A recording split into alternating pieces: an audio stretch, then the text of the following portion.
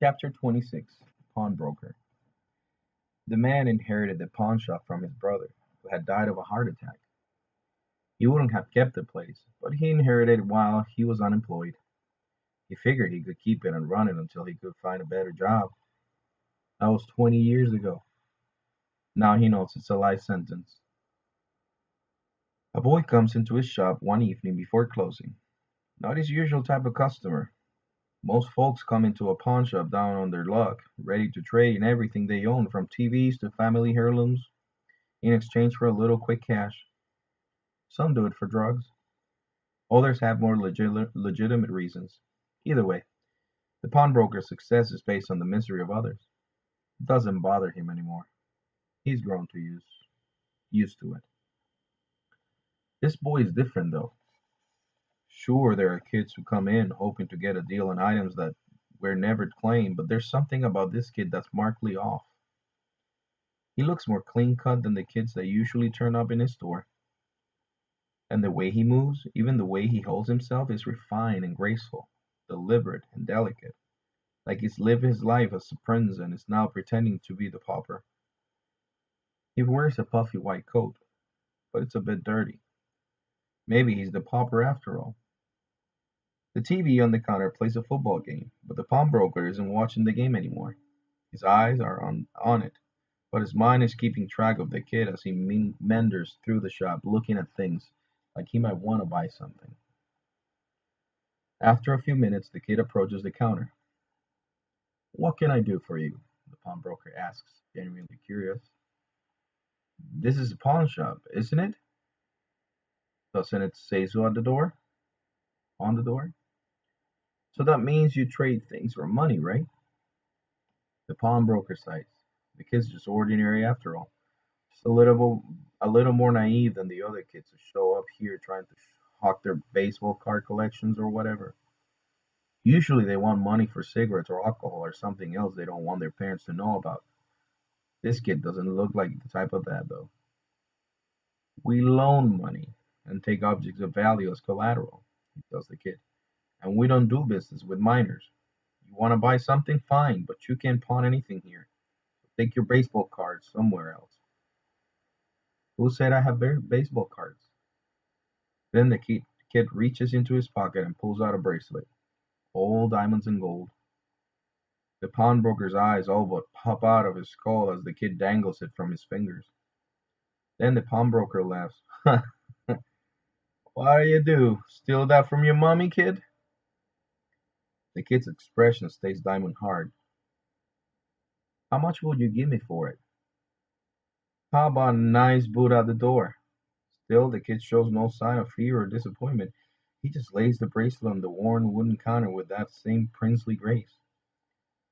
"Why don't you just put that thing away and go home?" "I'm an unwind." "What?" "You heard me." This throws the pawnbroker for a loop for a whole lot of reasons. First of all, runaway unwinds who show up at his shop never admit it. Secondly, they always appear desperate and angry, and the stuff they have to sell is shoddy at best. They're never this calm, and they never look this angelic. "You're an unwind?" The boy nods. "Mhm. The bracelet is stolen, but not from anywhere around here." Unwinds also never admit that their items are stolen. Those other kids always come up with the most elaborate stories as to who they are and why they're selling what they're selling. The pawnbroker will usually listen to the stories for their entertainment value. If it's a good story, he'll just throw out the kid out. If it's a lousy story, he'll call the police and have them picked up. This kid, however, doesn't have a story. He comes only with the truth. The pawnbroker doesn't quite know how to deal with the truth. "So," says the kid, "are you interested?" The pawnbroker just shrugs. "Who you are is your business, and like I said, I don't deal with minors." "Maybe you'll make an exception." The pawnbroker considers the kid, considers the bracelet, and looks at the door to make sure no one else is coming in. "I'm listening." "Here's what I want: $500 cash. Now, then I leave like we never met, and you can keep the bracelet." The pawnbroker puts on his well-practiced poker face. Are you kidding me? This piece is junk? Gold plate, zircons instead of diamonds, poor workmanship? I'll give you $100, not a penny more. The kid never breaks eye contact. You're lying. Of course the pawnbroker is lying, but he resents the accusation. How about if I turn you into the juvie cups right now? The kid reaches down and takes the bracelet from the table. You could, he says, but then you won't get this. The police will. The pawnbroker strokes his beard. Maybe this kid isn't as naive as he looks. If it were a piece of junk, the kid says, you wouldn't have offered me 100. I'll bet you wouldn't have offered me anything. He looks at the bracelet dangling from his fingers. I really don't know what something like this is worth, but I'll bet it's worth thousands.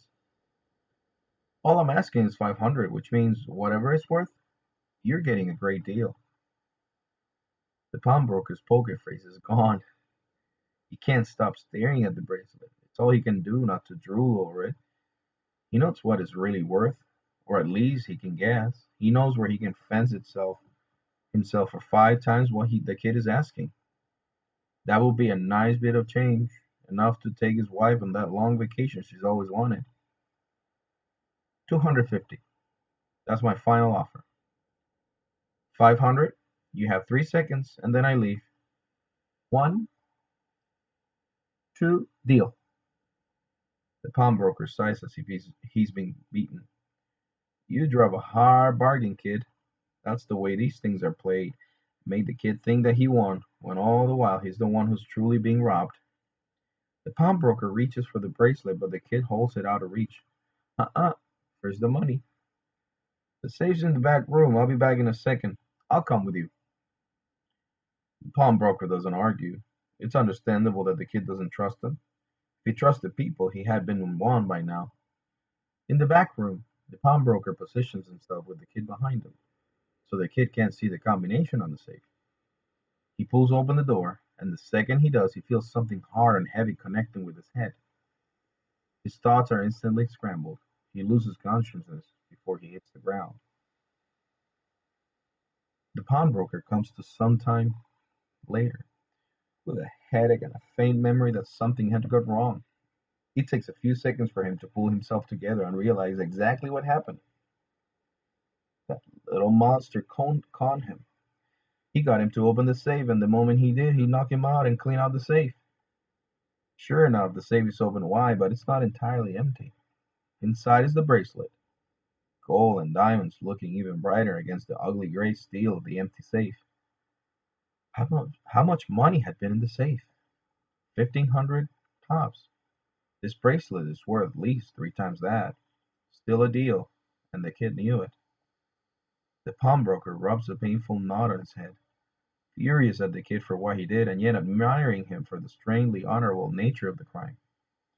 If he himself had been this clever, this honorable, and had found this kind of nerve when he was a kid, perhaps he'd be more than just a pawnbroker.